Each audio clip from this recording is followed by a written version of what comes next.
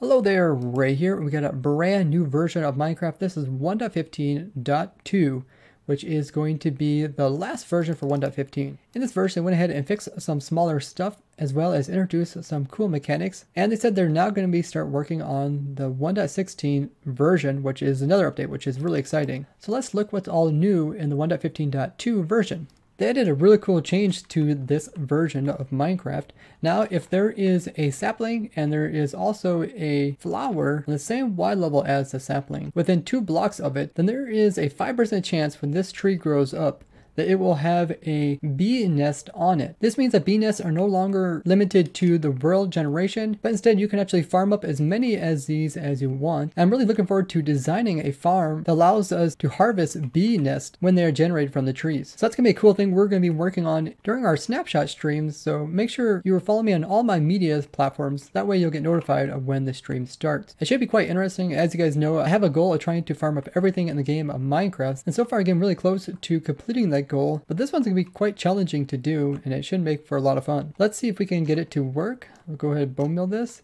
There's only a 5% chance that it will actually be put onto the tree. I think it's only little trees that normally have the beehives on them, at least the ones I've seen naturally. Ugh, what the heck happened with this tree? That looks kind of went all the way down to the very bottom of the ground. It's like a huge block of leaves too. Look at the leaves are way down there. I don't know if that's normal. Now this can work on either with oak trees or birch trees. There you go. So it does happen. We got a hive. Took quite a few tries. I did probably about 15 tries to get it. And there's even bees inside of it. That's awesome. Look at that, guys.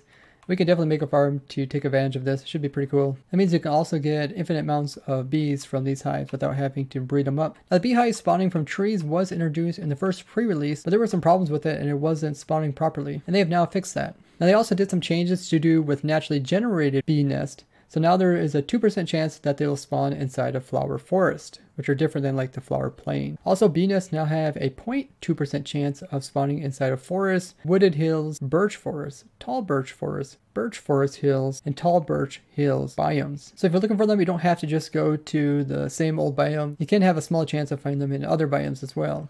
They also fixed some other minor bugs in the second pre-release to do with like the beacon effects and potion effects, and the world protection not quite still working properly. So they did some more tweaks to that kind of stuff.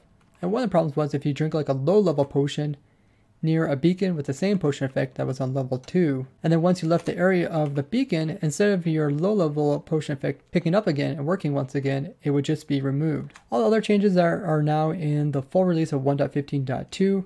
I've already talked about in the first pre-release, and overall there isn't that many changes from this version from 1.15.1. Some of my farms that worked in 1.15.1 should also work in this newest version.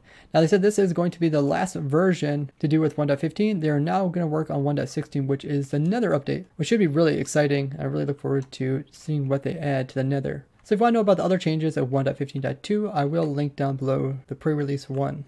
All in all, I really enjoy when they add these kind of little mechanics that seem kind of small, but they are really cool to mess around with. And this snapshot was kind of small, but they did fix some problems. Hopefully they continue to fix bugs even into 1.16. If you guys are aware of any other major bugs, please make sure to go ahead and upvote them as well as report them on the bug tracker.